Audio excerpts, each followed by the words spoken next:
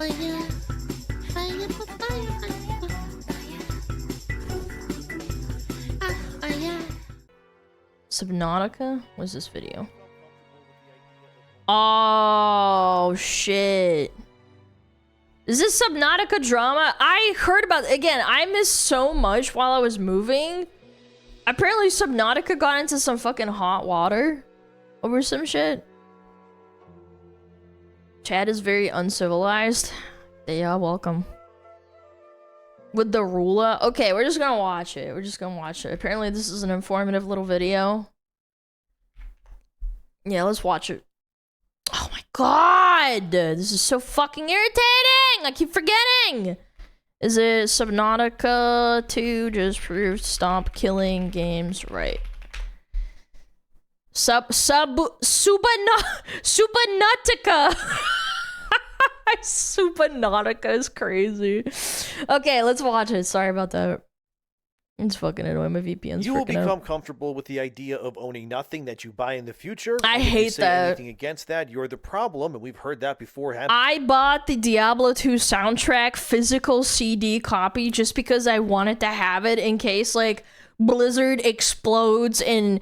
I'm not, by the way, not saying that this should happen. I'm just saying, what if they just explode? Like, California's fires engulf the entire studio and there's nothing left. Like, at least I have a physical copy and I can have that thing that I really, really love. You know what I'm saying? Like, I miss that shit. Subnautica We could 2 hope. just came I don't out, and hope. if you read I don't. into its EULA As miserable and then as some, it's as clear that miserable as I Crafton is am. kind of putting an anti-stop killing games on everybody. As this user said on the Steam forum, saying that in Subnautica 2's EULA or end user license agreement, that if you buy the game, you don't actually own it. People That's so many companies though. It's just that I think they're getting a lot of shit for it because they're.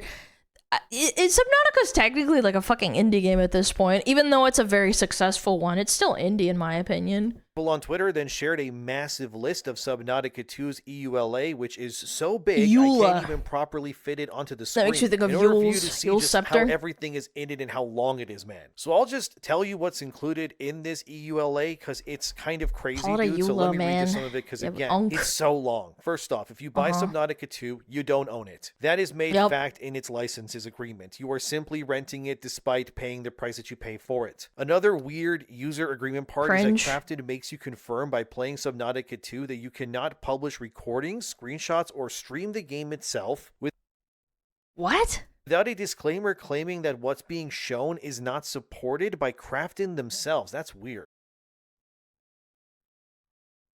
Yo, what? So essentially, they need you to tell everyone you're not sponsored by them to play the game, and that any and all footage of Subnautica 2 that is used by anyone on the internet is also subject to the very EULA you have to sign in order to, play the game in the first place. You also cannot upload said content onto a paid platform, which that one is nebulous. Maybe they mean Patreon, but if it could also be YouTube, which that makes zero sense either. So does that mean That doesn't every make any video of sense. Yeah, what if you stream it on YouTube? Because then you're technically publishing a video? I don't think they'd sue for that, but then why would you include that? That is very strange. They use the same EULA as PUBG. PUBG is ran by a Chinese publisher, and I know in China it's rather strict, so like I'm kind of not surprised about that, but why Subnautica?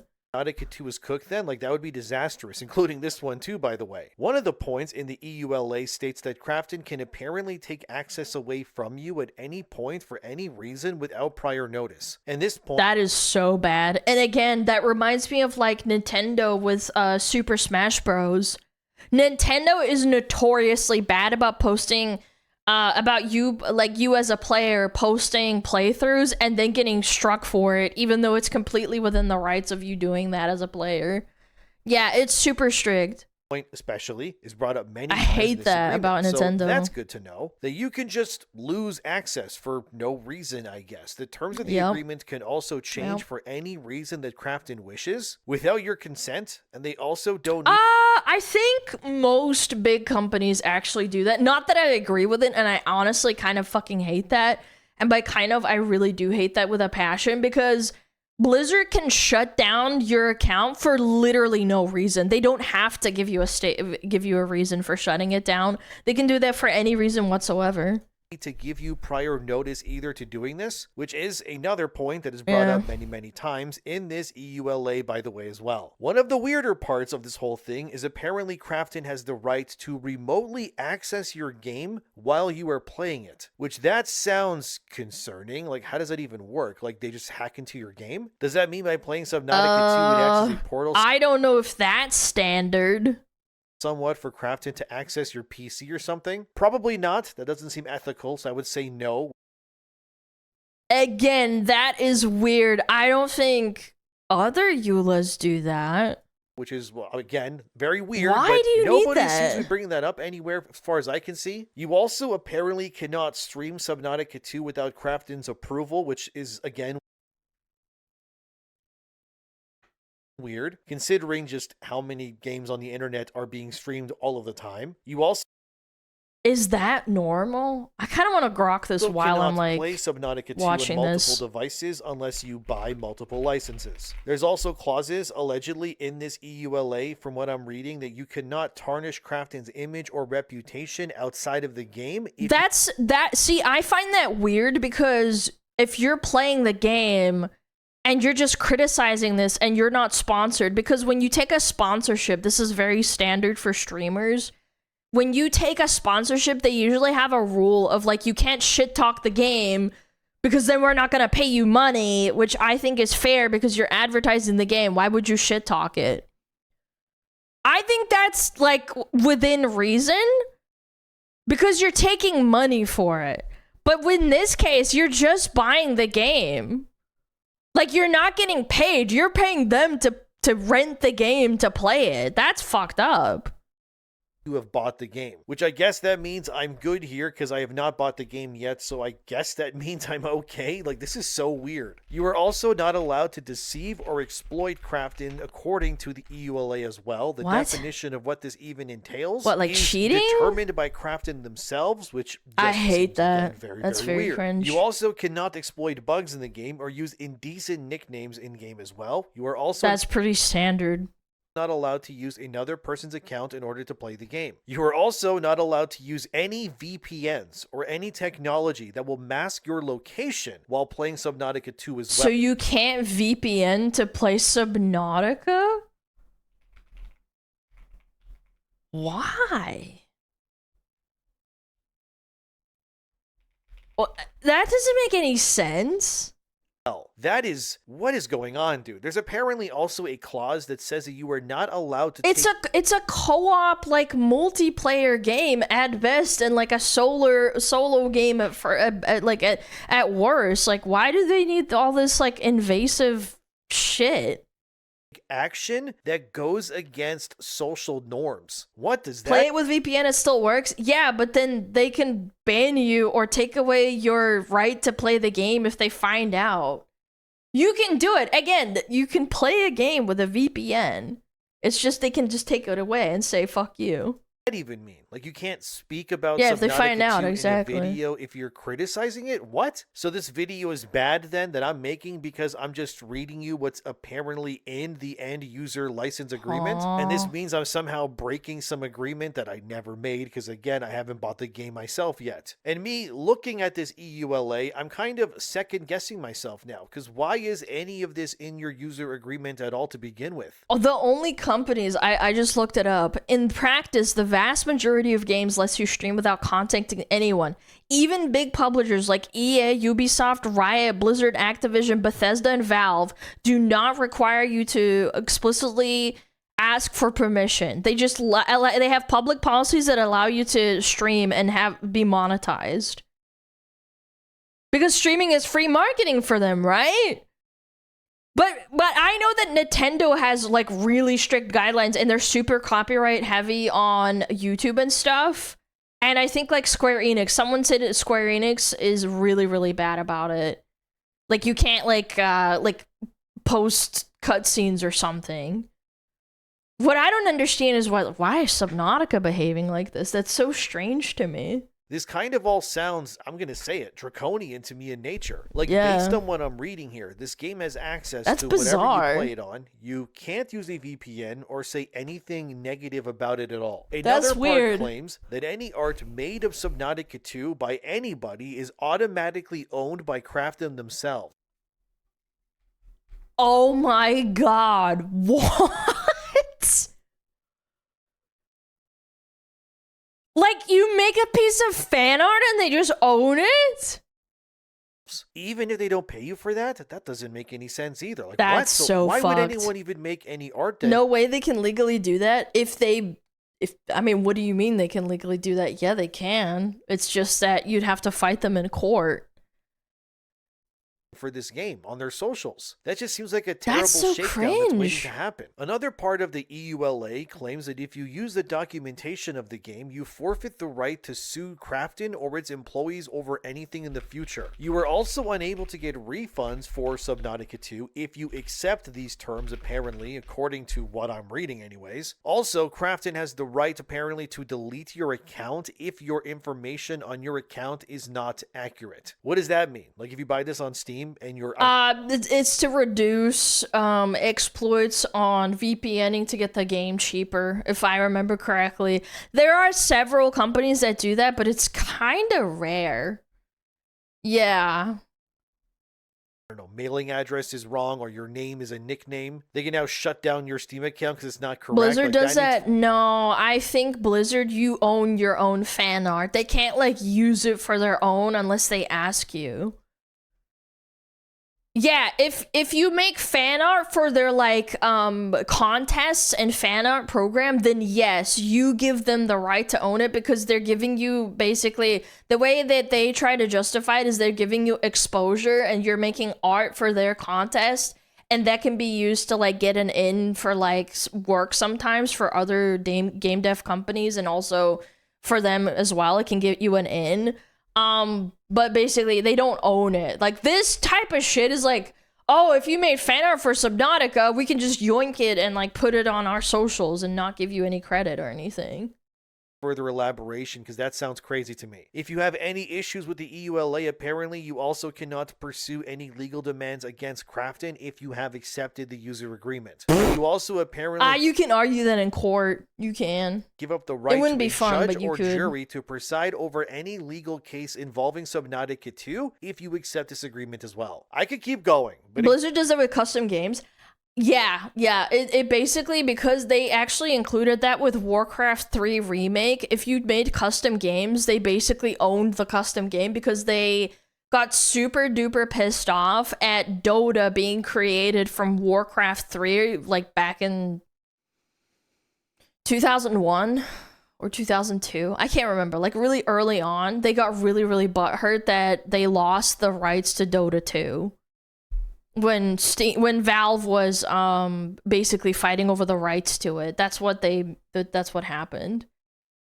again, right here, I'll just put like just a part of this user agreement on screen here. Again, it's very long. It's being shared all over the place. So if this information is incorrect, I guess let me know. But again, it's being shared all over Twitter right now. And many people are, well, understandably very upset by it existing. Apparently, other users combed through the EULA and tried to calm the nerves. One of the only parts that somewhat makes sense is the reason why you cannot publish recordings without a disclaimer, which I guess I'll have to put that in my description box. That's stricter than like actual sponsorship rules. Like, I've read through sponsorship rules, not that I've ever taken one, but I've been offered some, and I read through, it's like, you can't shit talk the game, you can't say X about game, do not allude to, don't try not to swear as much. Like, I think because you're taking money, I think that's kind of within their rights since you're advertising their game. But to do this for a fucking game launch is so strange to me. Now to make sure call it that boring, I don't get, crafty ninjas flying through my windows at night is because the game is in early access currently. And because of this early access, the gameplay being shown on screen is not representative of the final product in this video too, I guess. But either way, a lot of this just comes across as scary more than really anything else. Now, I'm not going to sit here and say burn down Krafton or anything like that, but what I will say is based on Again, if you want to play Subnautica, that's fine. I don't blame you. I play plenty of games that I really disagree with fundamentally. But I also think that this pushback is healthy for the game because fucking gamers just get mistreated all the time. You guys remember Helldivers like 2-3 years ago when they had the EULA issue with like Sony and then they walked it back because people were like, fuck you, we don't want to play your game and like have to do all this shit to basically jump through hoops to play the game because it was Sony. Yeah. Yeah, you had to make a PSN account, and people were like, nah, fuck I'm that. reading here. This all just sounds very concerning, to say the least. Apparently, that remote access feature brought up in the EULA That's is meant weird. for debugging, anti-cheat, and crash reporting. This is apparently normal practice, according to some people that are defending this agreement thing, because this is how every game on Steam collects remote crash data access. and such to improve their games. Either way, how it's worded at least makes it sound way scarier, so maybe they should change that. I'm not going to frame this video as me saying that Crafton are super villains, but I'm also not going to say that their EULA here sounds reasonable either, because it No, the doesn't. streaming I think thing this is whole so thing is more strange. scary than anything, and also shows how for some publishers are really just going to be pushing when it comes to their future games and what you can or cannot do with the content, even if you bought the game yourself. I'll circle back to this, but there was even more news too, since as seen here from Aftermath, Subnautica 2 sold over 2 million copies in a single day alone, which means the biggest controversy surrounding the game is likely going to lead to a happy ending, at least for the developers and the creators of Subnautica itself. In case you forgot, right, Subnautica's original creators were fired during the second game's development cycle. It was a whole legal battle, right, where Crafton claimed that the original creators were not meeting their duties that they were being paid to do. But the reason, according to the devs, was that Crafton was trying to get out of a $250 million contract that they would have to pay to Subnautica's founders and the developers if the game was a success and, met its deadlines. As Aftermath said here in the highlighted part, this was a mess and led to the original creators getting fired, but due to the whole legal proceedings and all that already happened, Crafton was actually forced to rehire the creators of Subnautica and extend the bonus deadline for that $250 million cash out to September 15th, 2026. Like, if I remember correctly, Subnautica just won the first game, was really fucking successful already. Why were they not? Weirdly, too, that's so as seen strange. here where I highlighted again, Crafton is not even listed as the publisher for the game, and Crafton has nothing to say about it, which is very odd. Everything I've presented in this video is just weird, man, isn't it? Like this whole thing just kind of feels off to me. How is Crafton benefiting from the sale of Subnautica 2 if they're not even listed as the publisher? Like, what's going on here? The happy ending here, at least so far, is that whole $250 million payout is most definitely going to happen. And hey, it should, because it's not just the creators who benefit from this either. Jason Schreier of Bloomberg reported back in 2025 that a lot here was riding on this payout too. As seen here, the developers of Subnautica 2, who were employees when Crafton acquired Unknown Worlds, that's like a whole thing too, that if you were there when this all went down and got acquired by Crafton, you would be eligible for hundreds, if not thousands of dollars in compensation. And some might even get 7-figure payouts if Subnautica 2 performed. But I think that's a good thing. If you do a good job as a game dev, you should be rewarded. I think game devs get fucked over on how much they get paid versus how much they pocket out from a game being successful. I really do. Like the trickle down for example, like with how big corporations work for like Ubisoft or EA, those people that do like sound design or art, they get paid like a flat amount or like a salary for doing the job. But then when it's a super successful game, they get nothing out of it. I think that's like a fair way to look at it. But because investors are investing, they don't want to like give people extra money that deserve it. Publishers are leeches who suck money out of developers. Yeah, like I think that all that fucking money needs to trickle down to the little guy. Like an artist that did like a loading screen art, and you get to look at that every day. They only get paid, like maybe they pay them a decent amount, but they don't get like a bonus.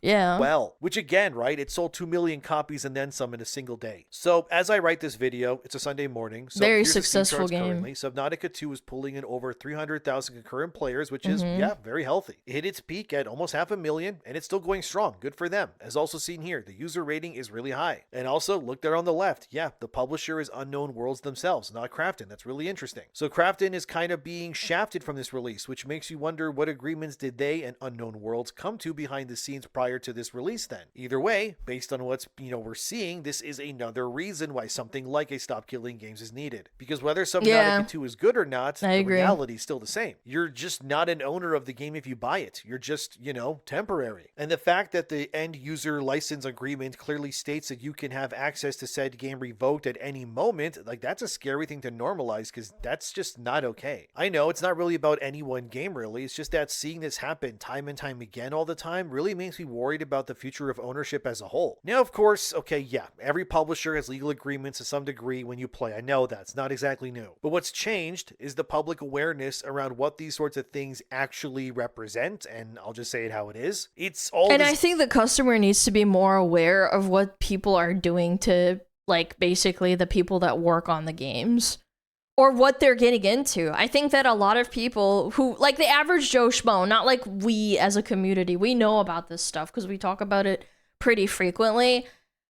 The people that suffer the most, or like the ones that don't know, are basically ignorant of it, but it's not their fault. Yeah, like just let me own the game. And that's what it used to be like. You'd buy the physical copy of the game, you'd have a CD-ROM or a floppy disk, even older than that.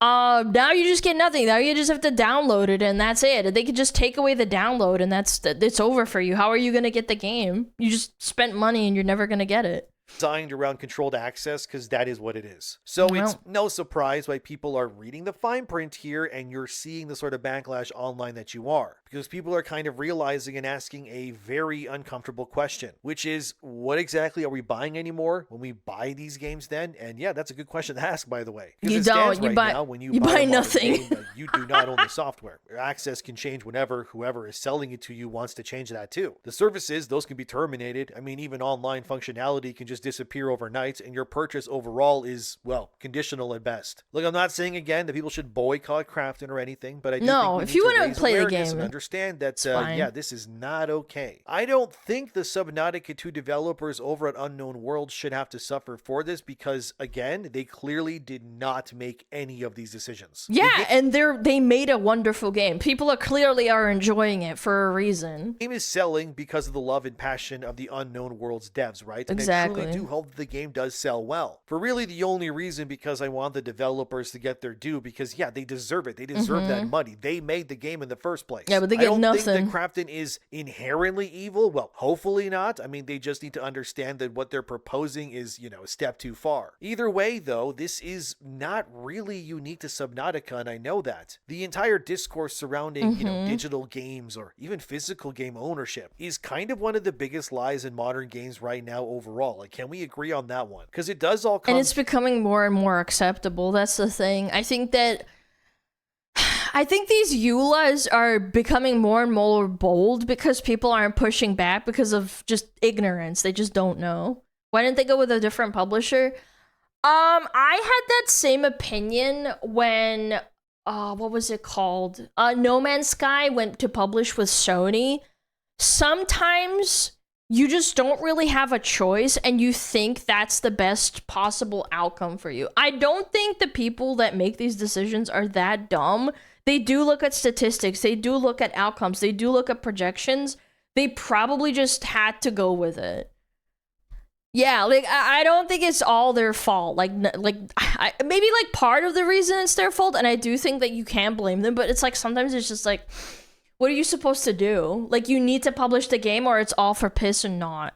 Down with an invisible trade-off, right? Ownership is just becoming access. And access is just being controlled by corporations. That's a very uncomfortable reality, guys. Effectively, we're losing control because of convenience. This is exactly why something like a Stop Killing Games matters. Because, well, they're combating this very idea. Because games disappearing, that's a huge problem. No matter, like, what platform you're on, by the way. A few days ago, SKG, as seen here, released a video surrounding their current ongoing battle with the Californian side of digital game ownership, which will be bad news for all American users if this law does not go through. I'll leave a link in the description box to that video if you want to watch it yourselves, but this is all a part of the Protect Our Games Act, as seen here, which Chris Ward, who's a representative for SKG, is working in tandem to ensure that the draconian laws of games ownership do not in fact ruin more in the future. It would take way too long to go through the entire document here, but for like, it's a lot of legalese, chat. So lots of legalese. The legalese. idea here is that Chris Ward Ross Scott as well, who's the face of SKG, and more, are all W. kind of Ross. working together to ensure that this law becomes real, because it would be a huge blow to what companies like a Crafton are trying to do with Subnautica and its access. Unfortunately, for the Protect Our Games Act, it would only apply in theory to games purchased in January 2027 onward, as you can see there. Laws, so it's not of course, retroactive? to get put in place, obviously, but the So apply only to a digital game available for purchase on or after. Yeah, it's not retroactive. That sucks. But it's better than nothing. I will say that. idea is that future games would have to respect you and allow the versions of these games to operate and exist, even when official support ends in places like North America, which obviously there's a lot of money and users there for sure. Digital Trends, for example, is seen here, released numbers an in article Europe, surrounding too. this very same story with updates. Currently, the Protect Our Games Act is gaining momentum, and as the SKG video I have in the description box below also says at one point, they, as an SKG's leadership, believe that no company has any moral ground to stand on in order to deny the passing of this law that would protect you from things like what Subnautica's end user license agreement says, of course. I'm only going to be here briefly to provide some context, and then Ross will be back again. Stop Killing Games was launched shortly before Christmas last year. The industry's lobbying against Stop Killing Games. Yeah, because they don't want to be held accountable. I think the EULA is overprotective because of the recent civil lawsuits within their company. In my opinion, they could be overreacting. I think that might be it, because I do think it's very, very strange. Like, I know for a fact that there are a lot of EULAs that are very similar, and I don't think that's okay. But I think for a AA, or I'm assuming like an indie company, like, I keep forgetting the name of the company, but you know what I'm talking about, the company that made Subnautica, or the publishers, they're the ones that I think are just like reaching for stuff like, you can't stream the game without their permission. Like, even Blizzard and EA doesn't do that. They just let you do it because it's free advertising for them. That's so strange. Crafton, yeah, I think Craft Cheese when I see it. Around the same time, work began on the California bill, the POG Act. SKG has been directly involved in that effort, working with Assembly Member Chris Ward's office in the California State Assembly. The paper you're about to see was not made public by the ESA outside of the California State Assembly. And quite frankly, we believe that that is because they know how weak their arguments are. They know gamers are going to call them out for repeating the same tired talking points about keeping servers online forever. At the same time, they reached out to ABC News to spread random out-of-context lines about how expensive this is all supposedly going to. Oh no, it's gonna take $4 or $5 million out of my $2 billion industry to fucking fix this. Oh, what you think of the poor fucking Microsoft and Amazon companies? Wah, shut the hell up. Shut up! We believe the public has the You right goober. to see this. This is a public consultation, so the public should be part of it and not just the assembly members and the lobby. One of the groups, however, that has opposed this bill or anything like it for something like 2 years now is the ESA, or Entertainment Software Association. So as it states here in the highlighted section of the ESA's rebuttal towards all of this, they believe that AB 1921, which is what the Protect Our Games Act's other name is, by the way, is flawed by nature. They think the entire point of this law goes against what corporations want, as the ESA says here, which I highlighted. AB 1921 is seeking to create a new consumer right to digital games by taking away rights from creators. The bill forces creators to design, reproduce, modify, or distribute their games on state-mandated terms rather than their own terms, in violation of the Copyright Act. AB 1921 is not a consumer protection bill. It is an unworkable mandate with serious unintended consequences. It will limit how developers design modern interactive experiences and reduce access to online features players expect. AB 1921 will result in fewer games. So fucking be it. Oh my lord. No, we need to keep pumping out more COD games. No, it'll result in less COD releases every year and a half. This is such cope. This is the fattest corpo borpo cope ever. Did Pirate Software write this? Well, I think that was actually one of his one of his big stipulations when he doubled down against this. I'm not gonna quote it verbatim, but I think he said something along the lines of like, indie developers are gonna suffer from this, and I'm like, what? How are they gonna suffer? What? Cost and less innovation. Again, it's gonna, this means that it's gonna make the big guys suffer, and it's gonna make them produce less games, which is not exactly a fucking bad thing. ESA believes that what car manufacturers say the same bullshit. Yeah, because they want to keep fucking pumping out bullshit. Subnautica 2 is doing currently by being able to revoke access whenever they please, apparently, and then some, is actually favorable than to giving the people who buy games, you know, more options, because that will just result in less innovation, fewer games, and higher costs, apparently. Anything but you pretty much owning things is the goal here, pretty much, and whatever needs to be said to keep that mandate going, that's going to be upheld. Either way, people have spent money, right, on their libraries. I know I have, and it's... This is why I buy games for GOG. I have physical backup that does not require a line. Yes, I think GOG is like a godsend. Before they put Neverwinter Nights 2 on Steam, that was the only way to play Neverwinter Nights and several other games. I think they're doing God's work over there. They're actually just doing such a good job. And I think more people need to be aware of GOG. Crazy that the better thing to do is just, nope, this doesn't exist anymore, and just get lost. Like, that's what they want. No wonder you have the backlash that you got that's going on. It's not just single player games like Subnautica, right? It's MMOs too. Like, there's literal graveyards full of games that people spend money on that they just can't access anymore. Even single player titles, they get delisted too. For example, Pirate Software was not against this at first. Yes, he was. He was against it. He was against it, and then people gave him shit for it because he's a fucking indie game developer, supposedly. And then when he got shit for it, he doubled down. Yeah, he was, right from the get-go. There were so many clips of him saying, like, this fucking guy, this Ross guy, doesn't know what the fuck he's fucking talking about. I watched so many clips of him doubling down, and it wasn't even clips. It was, like, several minute, like, long rants.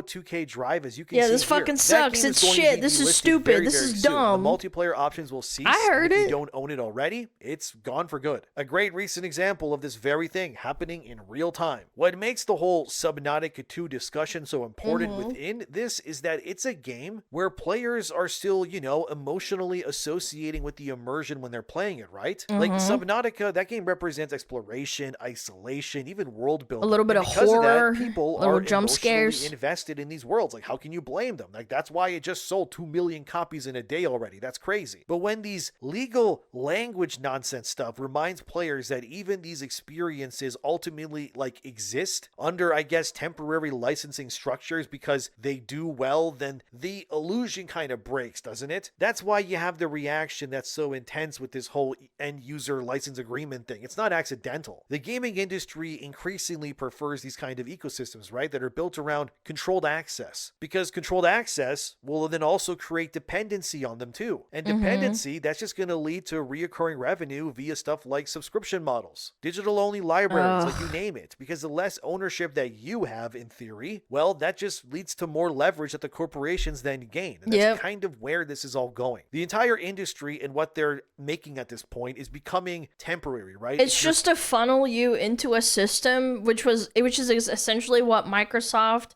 slash Xbox and Sony and other huge conglomerates want to do. They want you to be reliant on an ecosystem so that you are more likely to come back and essentially be fed into this. I don't want to call it like a cloud, but like it's kind of what cars also do now at this point. And I think all big companies want you to just basically be within their little hovel forever. Yeah, eat our content for life. Always consume our content. Blizzard Launcher, when they started pushing the Blizzard Launcher long time ago, it was because they wanted you to remain their customer forever. And it did work. It did. They essentially pushed it, and people now think of like Blizzard Launcher. Oh, I will have to get BattleNet.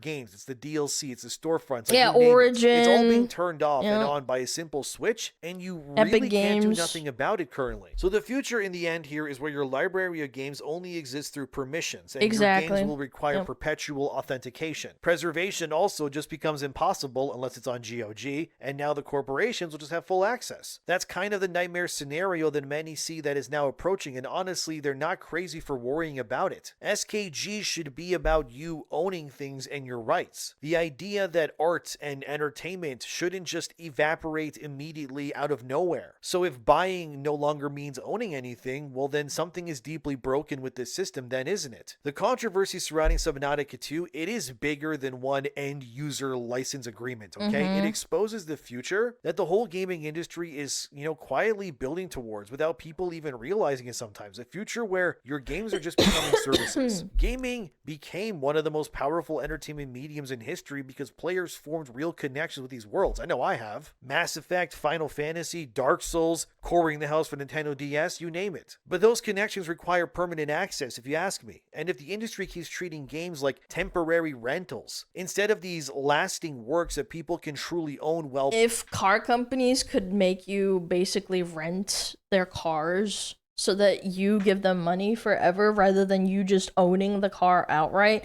which is kind of what credit companies do anyway, but I guess they can't funnel that down to the actual car companies. They have to deal with loans and stuff. They would fucking do it. It's called a lease. Look, I've never leased a car. Chat. Okay, hold on. Pause. I've never leased a car, so maybe I'm talking out of my ass. Like, chill on me. I'm being a woman right now. What I think when buying a car is you're getting a loan from a company so that you pay off a car, right? That's what I'm saying. Like, I thought that you could, if they could obligate you to do that shit, they totally would. I think so. Like, yeah, lease your PS5 forever, take out a fucking PS5, and then eternally pay Sony like $10.99 because you don't have $800 to put down. That's what would be the ideal circumstance for these horrible fucking companies that just want to suck your balls dry of money.